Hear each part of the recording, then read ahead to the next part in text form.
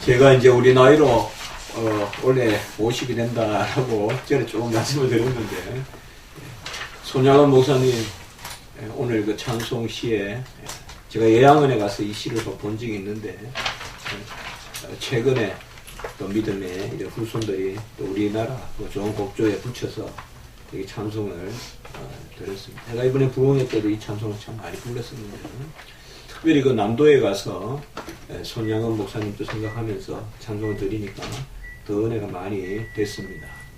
손 목사님께서 1902년에 나셔서 1950년에 딱 이렇게 생을 마치는 그 1950이라는 숫자가 또 얼마나 강하게 와닿는지요. 네. 6.25 때 그렇게 순교를 하고 그렇게 돌아가셨습니다.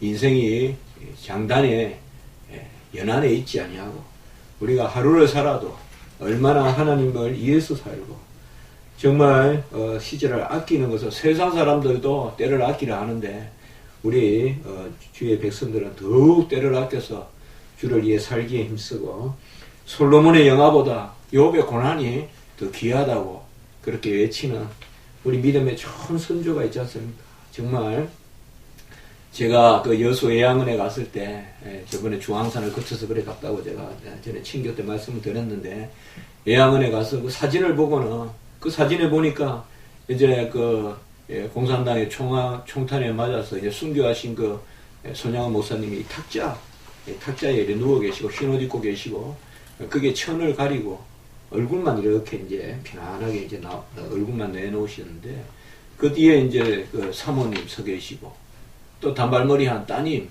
서 계시고, 그 중간에 이제 울쑥 키 큰 사람이 하나 서 있는데 그 사람이 바로 안재선입니다. 안재선, 바로 두 아들을 죽인 그 안재선이죠. 손양원 목사님의 두 아들을 그 당시에 대학교에서, 그 사람들은 이제 주로 자익이 많아서 그 당시에 그런 그 여수 순천 그쪽에 상당히 그런 게 많았지 않습니까? 그때 그 두 아들을 사상이 틀리다고 죽였단 말이에요.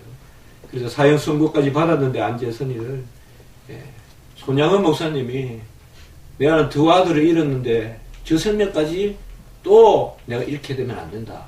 하나의 뜻이 아니다 이거죠. 그러면서 미군정을 찾아가서 무릎을 꿇고 눈물 흘리며 기도해서 좀 살려달라고. 그래 죽은 아들의 부모가 죽여달라고 해도 시원찮을 텐데, 누가 말이야 쉽지만은 누가 그래요. 죽여달라고 해도 시원찮을 텐데 살려달라 그렇게 이야기해서 그 안재선 그분이 입양이 됐죠. 입양이 돼서 이제 거기 손양원 목사님 그 순교하신 데 뒤에 이렇게 써 있는데, 저도 모르게 제 마음속에 이게 기독교다, 여기에 기독교가 다 들어있다, 그런 예침이 생기더라고요. 제 마음속에 이게 기독교다. 정말 저는 2000년 기독교 역사가, 또 그 이전에 성경의 역사가 우리 한국에도 큰 역사가 있었는데 딱 그 한 장의 사진을 보니까 다른 건 뭐 말할 필요 없이 이게 기독교다. 뭔가 그런 제가 생각이 든 적이 있습니다. 손양원 목사님은 그저 은연중에 순교하신 것이 아니라 그 한센시병, 그 나은 자들을 이제 돌보다가, 뭐 나은 자들은 갈 수도 없잖아요. 또 우리 뭐 하나운 시인의 시도 있지만 한 발자국 가면 발가락 빠지고, 뭐 한 발자국 가면 또 손 빠지고, 또 코도 없고, 이게 이제 나은 자들인데 어디에 그런 전쟁통이라고 몸이 성해지겠어요. 그래서 그냥 종을 치면서 예배를 드리다가 이제 끌려가셔서 그렇게 순교하셨는데, 또 일제시대 때는 또 그 일본 사람들에게 또 그렇게 많이 한거하셨어요. 그래서 정말 손양원 목사님, 우리가 주기철 목사님 많이 참 조명하지만 이 손양원 목사님의 신앙이 참 큰데, 오늘 우리가 찬송을 통해서 그런 신앙의 흔적을 볼 수가 있었습니다. 사실 성경에서 가장 눈물을 많이 흘린 사람이다, 우리가 눈물의 선지자다라고 하는 분이 바로 예레미야죠. 예레미야를 눈물의 선지자다. 왜 특별히 눈물의 선지자라고 하겠느냐? 눈물이 없는 그런 선지자가 있겠습니까만은 특별히 예레미야는 어디 성경에서 많이 울었다 그런 말이 나와서 그런 것이 아니라 그 상황이 울지 않을 수 없는 상황이다. 사실은 좋은 메시지를 전해도 슬픈 일 아니에요. 정말 주님이 오셔서 우리를 구원하십니다. 화평케 하십니다. 회복시키십니다. 이렇게 좋은 메시지를 전해도 그래도 핍박이 따르는데 이 예레미야는 뭐냐 하면 망한다 메시지를 전하고 바벨론으로 포로로 잡혀가라고 자꾸 메시지를 전한단 말이에요. 이 하나님의 징계가 임했으니까 야 내가 한번 해볼 테니까 나를 따르라 이렇게 했으면 이 사람 저 사람 애국자로 여기고 야 저 선지자는 애국자다. 예레미야 애국자다. 그리고 뭔가 그를 따르는 사람도 있지 않았겠어요. 정말 이 예레미야 같은 사람은 큰 신앙인이죠. 저도 목사지만은 좋은 거 전하는 것이야 쉬워요. 그러나 이렇게 망하는 것을 전한다. 그 사람들은 예레미야를 뭐라 그러겠어요. 일각에서는 그동안은 온갖 죄를 다 짓고 여호와 하나님에 대해서 온갖 음란한 죄 다 짓다가 이제 나라가 이렇게 경각에 처하니까 망할 위험에 드니까 이제 저 애굽하고 같이 우리가 협상을 하자. 그래서 애굽하고 동맹을 해가지고 바벨론과 싸우자. 다 사람들이 그 사람들이 애국자죠. 그 사람들과 여호와가 함께 하는 거죠. 그 사람들이 믿음이 있는 것 같죠. 예레미야는 믿음이 없는 것 같죠. 그 나라가 망하니까 바벨론에 포로로 가라고 한다. 목에 막 멍에를 메고 그렇게 다니니까 얼마 이 예레미야가 슬픈 겁니까? 정말 메시지를 전해도 야, 저 선지자, 저 목사님은 아주 소신이 있어. 저 목사님은 아주 의식이 있어. 그런 말을 듣는 것이 아니라 저게 뭐냐 저게 그런 입장이 있었어요. 정말 이 예레미야는 눈물의 선지자 예레미야라고 하는 것은 그 메시지가 가족도 이해 못할 메시지란 말이에요. 가족도 이해 못할 메시지예요. 도무지 무능해 보이고 도무지 의식 없이 보이고 그러나 예레미야는 그저 하나님의 말씀을 대언했을 뿐이에요. 특별히 우리가 이사야, 예레미야, 또 에스겔, 다니엘에서 가장 이 따바르 야훼, 바로 여호와의 말씀, 이 따바르 야훼가 가장 많이 나오는 것이 바로 이 예레미야서예요. 여호와의 말씀이라는, 혹은 야훼의 말씀.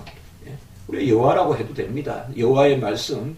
이 여호와의 말씀이 임하여 계속 이게 나옵니다. 예레미야 1장 9절에 보면 내가 내 말을 내 입에 두었도다. 그 예레미야의 입에다가 말씀을 두었다. 이것이 그저 상투적인 그런 표현이 아니라 하나님께서 예레미야의 입에 말씀을 두었어요. 계속 예레미야가 행할 때마다. 우리가 왕으로 말하면요, 솔로몬보다 하나님의 말씀이 더 자주 임했던 사람은 다윗이에요. 솔로몬은 지혜를 구하고 많은 시편을 썼지만은, 그리고 거기가 많은 그런 자문도 짓고 했지만은 사실은 그래서 여자와 가로되 하나님의 말씀이 또 임하되 이게 아주 다윗의 생애에 가장 많이 나온다면 이 선지자 예레미야에게도 여호와의 말씀이 내가 내 말을 내 입에 두었다라고 이렇게 예레미야 1장 9절에 말씀하고 있고요. 예레미야 1장 8절과 19절의 말씀에 보면 너는 그들 때문에 두려워하지 말라. 내가 너와 함께하며 너를 구원하리니 나 여호와의 말이니라. 내가 너와 함께하며 너를 구원하리니 반복해서 이렇게 예레미야에게 약속하십니다. 이 말은 핍박이 있더라도 두려워하지 말고 내가 너를 구해줄 것이다 이 말이에요. 예레미야는 비명 행사하지 않았어요. 객사하지 않았어요. 그렇게 창과 칼과 위험이 도사리고 있었지만 혼자 하나님의 메시지를 전하고 모든 사람은 다 예레미야를 배척했지만 하나님이 붙드시니까 내가 너와 함께하여 너를 구원하리. 이 예레미야에게는 말씀이 임했어요. 그래서 소명이 뚜렷하게 임했어요. 그래서 모태에서부터 배에서 나기 전부터 선지자로 택정함을 받았다고 예레미야 1장 5절에서 말씀하고 있어요. 모태에서부터 예레미야를 조성해서 그래서 특별히 예레미야에게는 하나님의 말씀이 아주 생활 가운데, 그의 삶 가운데 임하여 있었습니다. 그러면 이 예레미야가 평소에 그런 능력자고 말을 잘해서 그러냐? 그것이 아니다 이 말. 예레미야 1장 6절에 보면 나는 아이라 말할 줄을 알지 못하나이다. 우리는 성경을 어느 성경이라도요, 우리 목사님들은 예의를 차리는 말씀을 잘 안 하죠. 성경은 더 그렇습니다. 나는 아이다 이라면 겸손이라고도 볼 수 있지만 이 예레미야는 말이 능했던 사람은 아니에요. 능병가라거나 달병가는 아니에요. 아이라고 했어요. 아이다라는 말은 말이 어눌해서도 아이고, 말을 분별하지 못해서도 아이고, 그리고 남 앞에 나서서 뭔가 얼굴을 쳐들고 말할 수 있는 담대함이 없다는 뜻에서도 아이고. 그래서 예레미야는 자기 자신을 아이라고 생각하는 거예요. 우리 목회자들은, 주의 종들은 다 자기 자신을 아이라고 여겨야 돼요. 그런 연약함이 있어야 돼요, 하나님 앞에. 그때 담대함을 주시는 거예요, 하나님께서. 내가 어른 같은 능변으로, 달변으로 나서면 절대 성령의 은혜가 임하지 않아요. 내가 하나님 안에서 좀 부족하고 연약한 것 같고, 좀 눌변이고, 말을 못해도, 그때도 하나님께서 말씀을 주시면, 항상 내가 하나님 앞에, 주여, 종은 말을 더듬습니다. 주여, 종은 말이 어눌합니다. 주여, 종은 말이 늦습니다. 그때 하나님께서 그런 사람들을 들어 쓰신다.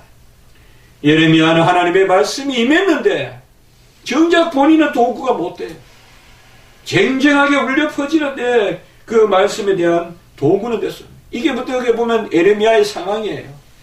이 예레미야는 전할 수밖에 없는 사람이고 본인은 무능하고, 이런 가운데 예레미야가 살았던 시대는 어떤 시대입니까? 이 예레미야가 눈물을 흘릴 수밖에 없는 시대입니다.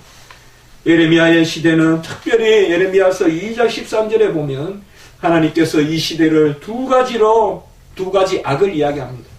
첫 번째는 하나님을 버렸다는 것이에요.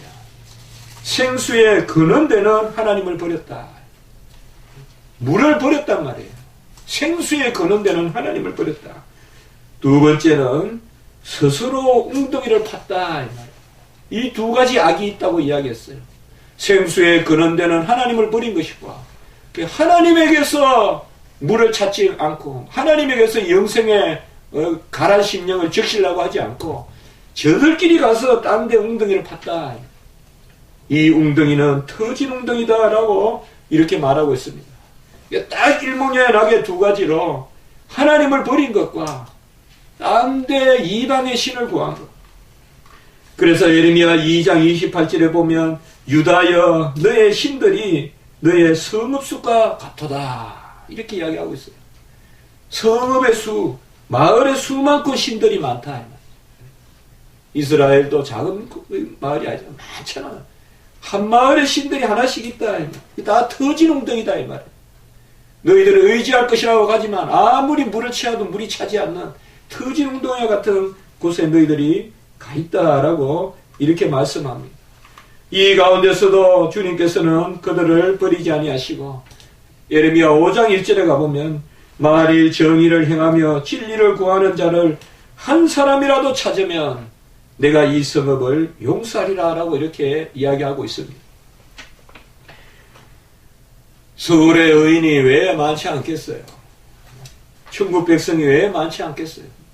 우리나라의 천국 백성이 수천이 되지 않겠어요? 그러나 또 달리 하나님의 음성은, 또 하나님의 섭리는 우리가 신중히 생각해야 됩니다. 예루살렘에 정의를 행하며 진리를 구하는 자가 한 사람도 없다는 것이에요. 한 사람이라도 찾으면 성읍을 용서한다. 소돔과 고모라는 35, 30, 20, 10까지 내려갔는데 이 동네는, 예루살렘은 한 명도 없다고 지금 주님께서는 영적으로 분별하시고, 한 명도 없으니 그냥 둘 수 없다 이거죠. 한 명도 없어요. 전부 비실비실한데 하나라도 살아있어야 생명의 양식을 줄 거 아니에요. 전부 썩은 것을 구하는데 어떻게 독수리 음식을 주겠어요? 성냥이나 하이에나와 같은 그런 음식을 주죠. 다 쓰고 있어서 한 사람도 진리를 구하지 않는데 이제 하나님의 말씀이 어디 있고 하나님의 살아계심의 표가 어디 나타나냐. 그러니까 징계를 하시는 거예요. 어떻게 보면 하나님의 징계는 다수결에 따라 이루어지는 게 아니에요. 사람은 대체로 절반만 못해도 또 3분의 1만 못해도 3분의 2 잘하고 3분의 1 못해도 징계하지만 하나님은 끝까지 참으시고 한 사람이라도 온전하면 그 한 사람 보고 생명의 양식을 던져준다 이 말이에요. 비를 한 사람에게만 못 주니까 착한 사람 하나라도 있으면 비를 내려서 더불어 이웃 사람들 그 죄인들과도 더불어 살게 하시는데 한 사람도 의인이 없다.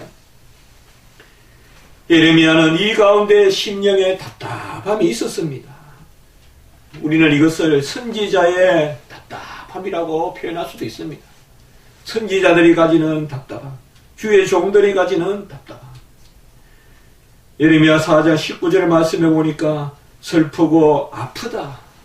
내 마음속이 아프고 내 마음이 답답하여 잠잠할 수 없으니 이는 나의 심령이 나팔 소리와 전쟁의 경보를 들음이로다. 슬프고 아프고 왜냐? 들려오는 멸망의 소리가 들린다 이 말이지.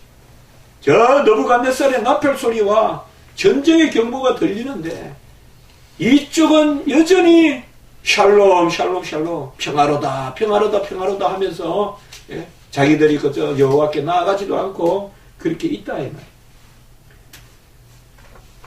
여기에 바로 예레미야 선지자의 답답함이 있는 것입니다. 주의 선각자, 선견자, 선지자로 하나님의 말씀과 시대의 징조와 되어질 일을 미리 이렇게 바라보는데 오늘의 한국교회가 어떻습니까?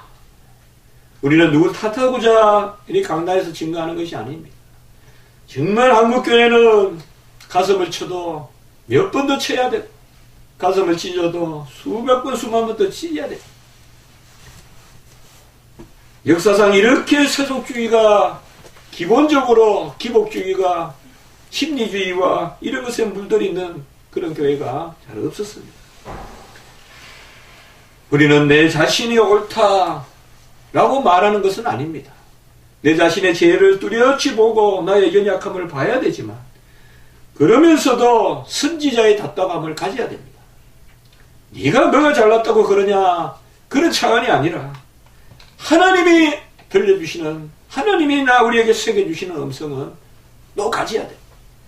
이게 어떻게 보면 선지자의 눈물인 거예요. 어찌 나 같은 사람에게 이런 하나님의 진리의 시대의 징조를 알려주시냐 이 말이죠. 그 가운데 우리는 답답함이 있고 그 가운데 눈물이 있는 거예요. 내가 그것을 도무지 담을 수 없지만 하나님께서는 그것을 우리에게 요구하십니다. 이 시대가 어찌하여 그렇습니까? 바로 하나님의 말씀을 듣지 않기 때문에 그렇습니다. 예레미야 11장 7절에 보면 너희는 내 목소리를 순종하라 라고 이렇게 이야기하고 예레미야 9장 20절에 보면 여호와의 말씀을 들으라 너희 귀에 그 입의 말씀을 받으라 라고 말하고 있습니다. 요는 이들이 말씀을 받지 않는다는 것입니다. 말씀을 받지 않으니 심령이 교만해지는 것입니다. 말씀을 들으면 교만해지지 않습니다. 주님의 피의 복음을 멀리하면 사람들은 즉각 교만해집니다. 그들은 다 그들의 지혜를 자랑하고 용사들은 그들의 용맹을 자랑하고 부자들은 그들의 부함을 자랑한다고 예레미야 9장 23절 24절에서 말하고 있어요. 용사들은 자기들이 용맹하다고 자랑하고 있고 지혜로운 자는 자기들의 지혜를 자랑하고 부자들은 자기의 부함을 자랑하는데 그러나 너희들은 여호와 하나님을 아는 것을 자랑하고 그가 사랑하고 그가 공의와 진리를 베푸시는 것을 자랑하라라고 예레미야에서 말씀하고 있어요. 이것을 여호와 하나님이 기뻐한다고 했어요. 이 말씀을 사도 바울은 그대로 고린도전서로 가져가서 또 말씀했어요. 부자는 부함을 자랑하지 말 것이요 지혜로운 자는 지혜를 자랑하지 말 것이요 그리고 용사는 용명을 자랑하지 말고 여호와 하나님을 자랑하고 그를 아는 것을 자랑하라. 예레미야 13장 17절에 보면 예레미야만 눈물을 흘리는 것이 아니에요. 하나님이 먼저 울고 계신 거예요. 예레미야 13장 17절의 말씀에 보면 나의 심령이 너의 교만으로 말미암아 은밀한 곳에서 울 것이며, 이 여호와 하나님의 말씀이에요. 여호와 하나님이 눈물을 흘린다는 거예요. 하나님은 우시는 하나님이에요. 왜 우시느냐? 너희 교만으로 말미암아 우신다고 했어요. 우리의 교만을 떨쳐버려야 됩니다. 교만이라는 것을 가지고 높은 신발을 신고 위로 다닌다고 해서 높은 것을 보는 게 아닙니다.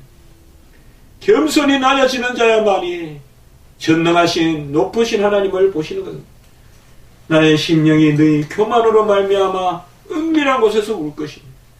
우리 주님도 이 땅에 오셔서 우셨다면 바로 그것은 죄악이 가득 찬, 교만이 가득 찬 이 세상을 향하여 우신 것입니다.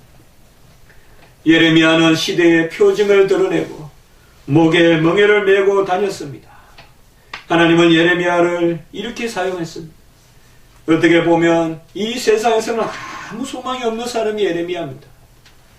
모든 것을 버림을 받고 그는 줄에 목에다 멍에를 메고 줄을 메고 시대의 징조로 사용됐습니다. 거짓 선지자들은 평강하다 평강하다 평강하다라고 외쳤지만 이 예레미야는 너희들이 포로가 될 것이고 이제 70년 동안 바벨론에서 살 것이고, 그것이 바로 예레미야의 메시지입니다. 예레미야의 이 말씀을 아무도 듣지 않았어요. 왕도 듣지 않고 아무도 듣지 않았어요. 오늘 말씀에 보면 바로 고니야가 나옵니다. 이 고니야는 마지막 왕이 아니지만은 여호야긴입니다. 여호야긴. 이거 이제 숙부 시드기야에게 물려주고 잡혀가는 거예요. 여호야긴이. 열왕기 하에 보면 37년 동안 잡혀가요. 바벨론에서 포로 생활하고 이 여호야긴이. 그리고 그 숙부에게 느부갓네살이 왕위를 맡깁니다. 그 숙부는 바로 시드기야예요. 시드기야는 하나님의 음성을 안 들었어요. 여호야긴은 그래도 말씀을 들었는지 안 들었는지 정확하게 알 수는 없지만은 여호야긴은 여기 뭐 순종은 하지 않았어요. 여기에 보면 거기에서 죽으리라 그렇게 이야기했는데 뒤로 돌아오지 못했죠. 여호야긴. 그리고 더 이상 여호야긴 거기에서 오늘 말씀 같이 더 이스라엘의 왕위가 이어지지 않습니다. 그런데 시드기야는 이 예레미야 말씀을 정면으로 부정하고 애국과 동맹에서 전쟁을 하려고 합니다. 그때 시드기야가 포로로 잡혀서 눈을 뺐죠. 눈을 뽑아버리고 백주대낮에 모든 궁녀들이 다 간음을 당하는 그런 어려움을 당합니다. 예레미야의 말은 그저 눈물의 선지자요, 그저 절망의 메시지였을까요? 그것이 아닙니다. 우리가 예레미야 29장 11절의 말씀에 보면 여호와의 말씀이니라 너희를 향한 나의 생각을 내가 아나니 평안이요 재앙이 아니니라 너희에게 미래와 희망을 주는 것이니라. 예레미야 29장 11절입니다. 우리가 선지서를 다 읽어도 여기만큼 소망의 메시지가 꽉 찬 것이 없습니다. 예레미야 29장 11절. 여호와의 말씀이니라 따바르 야훼 또 여호와의 말씀이니라 너희를 향한 나의 생각을 내가 아나니 평안이요 재앙이 아니니라 너희에게 미래와 희망을 주는 것이다. 한국교회는 미래가 있습니다. 희망이 있습니다. 그러나 중요한 것은 지금 하나님의 음성을 들어야 됩니다. 지금 하나님의 의를 구해야 됩니다. 땅이여 땅이여 여호와의 말을 들으시니라. 선지서는 여기에서 세 번이나 이렇게 그의 답답한 심령을 표현하고 있습니다. 제발 여호와의 말을 들으지어라. 에레츠 에레츠 에레츠 샤마이 따바르 야훼. 이 샤마이 말씀을 들을지어다. 에레츠, 에레츠란 말이 땅이란 말. 에레츠, 에레츠, 에레츠. 샤마이 따바르 야훼. 땅이여, 땅이여, 땅이여. 여호와의 말을 들을지어다. 여호와의 어떤 말씀을 들으라는 것입니까? 여호와의 말씀을 왜곡하지 말고, 여호와의 말씀을 세속적으로 해석하지 말고, 여호와를 이용하지 말고, 여호와를 도구화하지 말고, 우리가 도구가 되고 여호와는 주인이 되시는 그 진리의 말씀을 땅은 들으라 이 말이에요. 그때 우리의 미래가 있고 미래에 우리의 소망이 있다는 것입니다.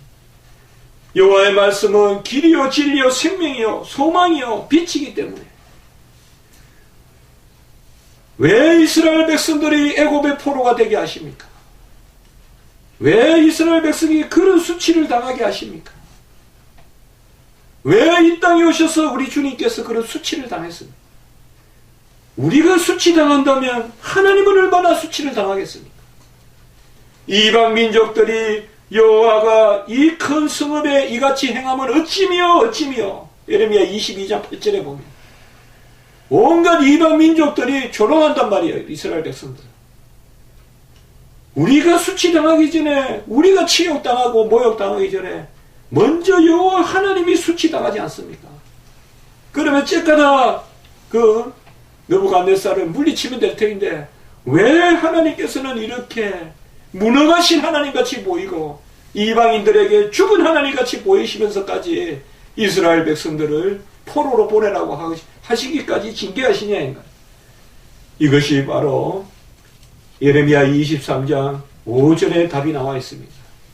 예레미야 23장 5절과 6절은 예수님에 대한 정확한 예언입니다. 여호와의 말씀이니라 또 따바르 야훼 보라 때가 이르니니 내가 다윗에게 한 의로운 가지를 일으키리라. 이 예수님.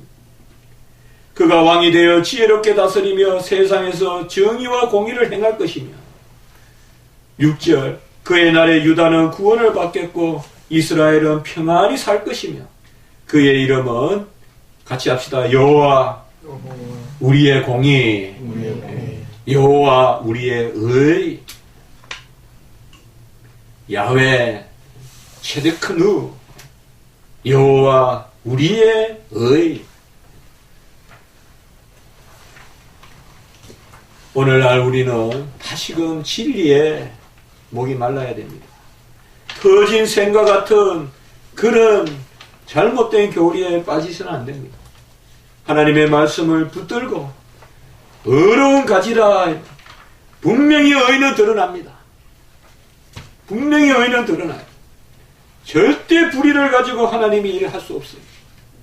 우리가 의로워야 됩니다. 자금은 어떻습니까? 구슬짐은 어떻습니까? 진리의 백성에게는 하나님이 함께 하십니다. 아무리 넓고 아무리 지붕을 열어놓고 예배를 드려도 진리가 없는 곳에는 여호와 임재하지 않습니다.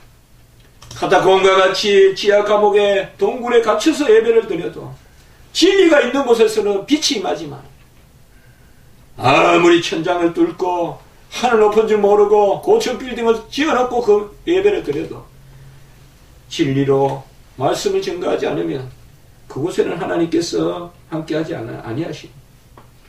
저는 이 시대가 이 여호와의 의를 구하는 시대가 되어야 된다고 생각합니다. 다 지나가고 다 떠나가고 언제 손양아 목사님같이 순교하겠습니까? 꼭 전쟁이 일어나고 총을 들고 내 앞에 서야 그때가 우리의 순교의 기회입니까? 그것보다 오히려 화평하다 화평하다 화평하다 거짓 선지자들이 거짓 평강을 전하는 이 시대가 예레미야와 같이 우리가 참 평강, 그것이 비록 그들의 육신의 귀에는 거스리게 들리고 어찌 저런 이야기를 하냐 할 만큼 시대를 역행하는 듯이 보여도 하나님 나라를 되돌리는 것입니다. 오늘날 WCC에는 소망이 없습니다. 2013년에 WCC하죠. 제가 그 일을 놓고 꼭 책을 내려고 합니다.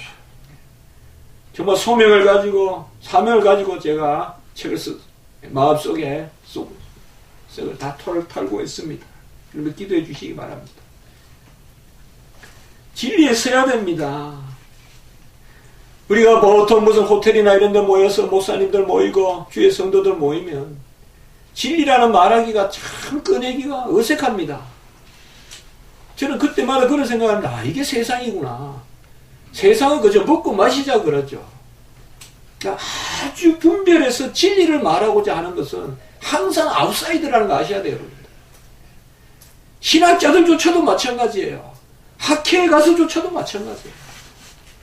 가장 진리를 원한다고 하지만 그곳에도 보면 뭔가 세속주의적 타협이 있어요.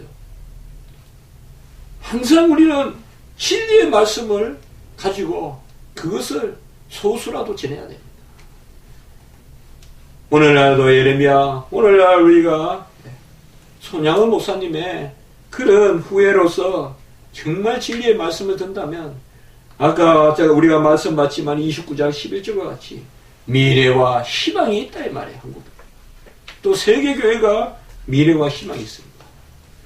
그러나 어찌 됐는지 전혀 교회는 이런 쪽으로 가고 있지 않습니다. 이것을 말씀드릴 수밖에 없습니다. 교회의 이름에서도 그게 나타나요. 기복적인 경향이 나타나고 어쨌든 이름 하나라도 세상 사람들에게 빛이 안 됩니다. 교회가 더 잘 사자고 만복교회라고 이름을 지어놓으면 세상 사람들은 조롱할 것입니다. 저 사람들은 모든 복을 다 자기들이 누리려고 저렇게 교회를 세워놨냐. 오히려 그거보다도 핍박받는 교회라고 이름을 정하든지 조롱받는 교회, 수치받는 교회라고 이름을 정하든지 왜 그런 이름을 안 정합니까? 왜 꼭 복받는 교회가 돼야 되고 그 전부 세속적인 것으로 유인하는 거 아닙니까? 거짓 평강을 내치는 거 아닙니까? 우리 이 땅에 오신 주님께서는 여호와 우리의 공의로 오셨다고 했습니다. 예레미야 7장 4절에 보면 너희들은 이곳이 여호와의 성전이라 여호와의 성전이라 여호와의 성전이라 하는 거짓말을 믿지 말라 라고 이렇게 이야기하고 있습니다. 제가 오늘 말씀은 예레미야를 쭉 보면서 한번 여러분들에게 이렇게 말씀을 나누었습니다. 이곳이 여호와의 성전이다 여호와의 성전이다 여호와의 성전이라고 거짓말하지 마라. 땅이여 땅이여 땅이여 이렇게 3번 대꾸가 되어 있어요. 이 예레미야서요. 우리가 너무 하나님 앞에 잘하려고 할 것도 없고 하나님께서 하라는 만큼 진리 가운데서 거하고 먼저 자족하는 거 배우고 그 가운데 하나님께 기도하고 나아가면 하나님께서 빛으로 임하실 줄 믿습니다. 누군가는 하늘을 뚫어야 되는데 그래야 빛이 들어오는데 그것은 불의로는 뚫을 수 없고 세상의 합의로는 되지 않고 오직 진리의 선 백성만이 기도로 하늘 문을 열어서 그 빛이 임하면 믿지 않는 백성들에게도 함께 임하여 그들을 바로 생명의 길로 인도하는 그런 구령의 역사도 나타날 줄 믿습니다. 비록 시대가 답답하고 어렵지라도 내 자신은 여전히 아이와 같이 어눌할지라도 이 한계사람같이 보이는 것이 바로 우리 기독교인들의 실존입니다. 그 기독교인들의 실존을 우리는 인정해야 됩니다. 네가 뭘 할 수 있어? 맞습니다. 할 수 없습니다. 그러나 네가 뭐 할 수 있어 라는 그것과 함께 나는 능치 못함이 없다는 것을 가지고 나가야 됩니다. 우리의 무능을 하나님 앞에 탓할 것이 아니라 내가 하나님께 더 의뢰하고 예레미야와 같이 정말 말씀을 맡은 종으로 한 시대에 참 선지자 주의 평강을 전하고 참 평강을 전하여 미래와 희망을 주는 그런 주의 성도님들 주의 종들 되시기를 주님의 이름으로 축복합니다. 한번 기도드리겠습니다. 하나님 아버지 감사합니다. 시대가 아주 험악한 가운데서도 진리의 사자를 세우시고 선지자와 선견자와 또 선각자들도 보내주셔서 많은 일들을 이루신 하나님께 감사를 드립니다. 우리나라에도 많은 믿음의 일꾼들이 있어서 그들의 피가 오늘 교회에 그런 아버지의 씨앗이 된 줄 믿습니다. 하나님 아버지, 우리가 하나님 앞에 선한 그런 근심과 또 답답함을 가질지라도 절망을 하지 말게 하시고 그 진리를 놓고 기도하고 정말 먼저 내가 의의 종이 되어서 주의 나라를 위하여 헌신하고 하나님을 영화롭게 하는 자리에서는 저희들이 될 수 있도록 도와주시옵소서. 감사하고 구주 예수 그리스도 이름으로 기도드리옵나이다. 아멘.